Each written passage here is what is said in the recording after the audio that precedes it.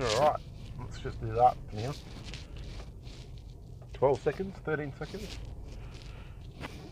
Driving a manual here too, so that's fun.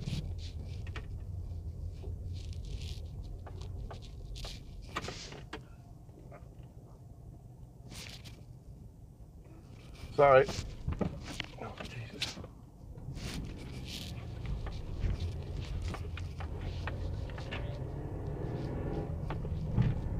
Seems to be a little better.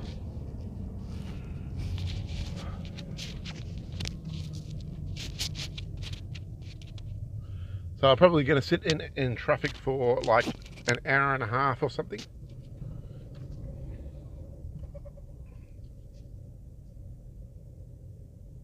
What's this chick doing here? There's a chick with a camera set up. I have no idea whether it's a speed camera or not. I'm trying to read. I think she's just like a data survey person or something. Could be a speed camera though, I don't know. It's recording something.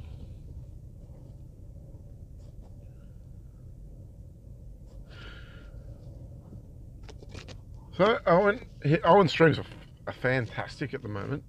I mean, for a guy sitting there with a webcam or a camera and in front of his sauna at the moment, he's just doing great. I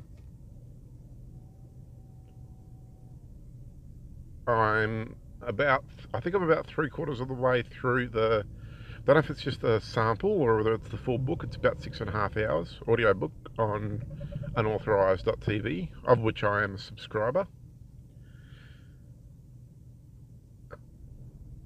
Under the Feed the Bear subscription, which is excellent value. I mean, just the premium content that you get, I think it pays for itself in no time. So, I'm 3/4 of the way through listening to the SJW's Double Down sample, or it might be the full book, I'm not really sure. Which I listen to on the forklift to work while I'm working, with either earphones in or, because that's basically what I do all day. I spend all day on a forklift. So I can probably get through an audio book in a couple of days worth of work. But I'm probably only using 20 to 30% of my capacity. So what I'll do eventually is I'll get these ones. I don't think they're very long. SJW's, Always Lie and SJW's Double Down. But I'll probably get them and read them at some point. Well, I will get them and read them. Because I'm with Vox on when he says that he can absorb information much more quickly by reading it. And it's just a waste of time for him to...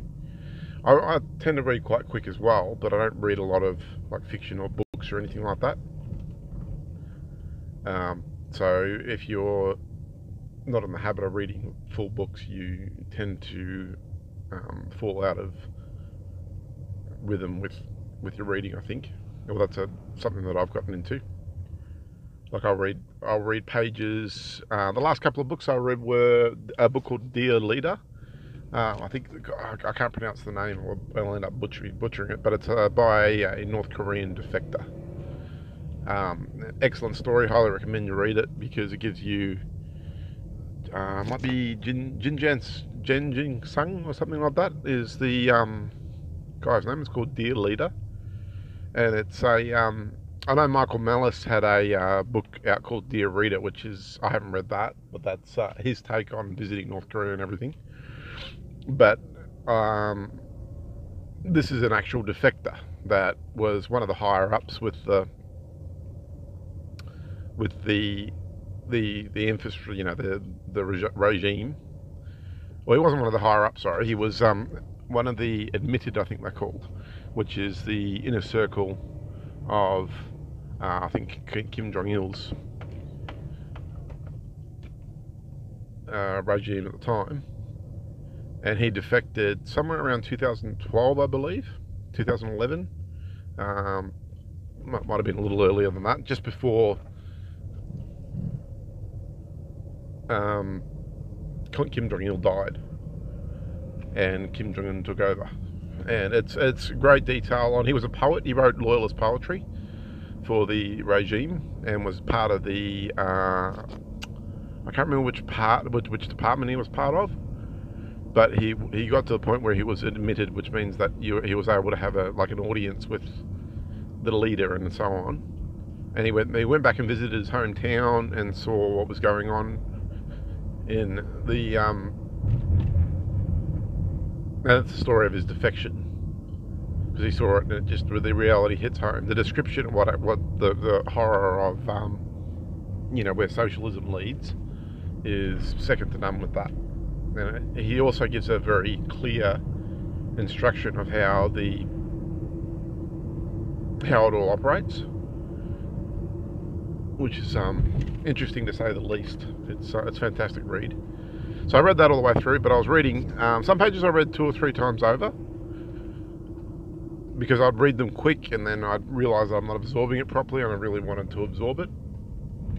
And it's a translated story, obviously, because the guy's Korean, but it was very well translated, I guess, and it was fantastic. And the other one that I've read recently was the volume 1 of the Gulag Archipelago, which is difficult to read, but it is well written, well translated, the version I had, and I got about halfway through it, and that's all I managed. So I wonder what happens if I can settings or editor. Right, let's see. Add a layer, add image, device. Let's say I want to go to as a chest string. It's not really accurate. There we go. Let's just load this image up. Done. Okay, well, I think that'll work for now. Just so there's something to look at rather than what?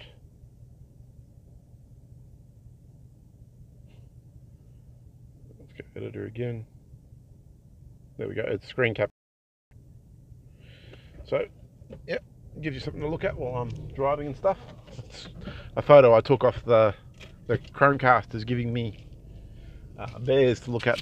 So it shows how much time I spend watching Owen streams and Vox. I pretty much go from Owen to Vox and then get on with my day. I've tried to limit the missus watches TV, but I try to limit my TV watching to almost nothing. So because it's like the more that you absorb what's real, the more that you realise that this stuff's just poison. Poisons family, poisons everything, really. So, you know, it takes time for certain people in your life to come over to all of that, because I suppose one of the things is it's everywhere. It's they own the institutions. You know, they the legalization of same-sex marriage by the state is a strong indicator of that. That's almost a lot of these institutions are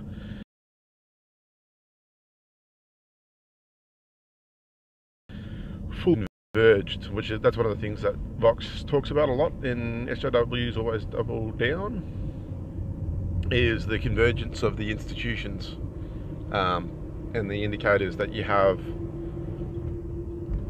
of there being SJWs, and also some tools on how to deal with them. It kind of reminds me of Andrew Breitbart's, because I've also listened to that on audio book, which Righteous Indignation, his book, and it kind of reminds me of that, which is that's where the quote, "A walk towards the fire." I think Stephen Crowder's mentioned that a few times. A few other people have mentioned that, where you have to confront them head on, and directly and with brutal honesty. You know, and you can do it in a comedic way sometimes.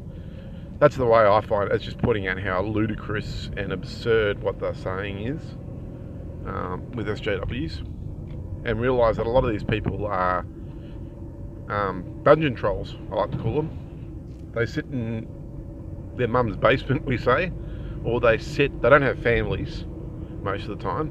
I mean, if they're part of the LGBTA, QARP, Two-Spirit, blah, blah, blah, blah, alliance thing,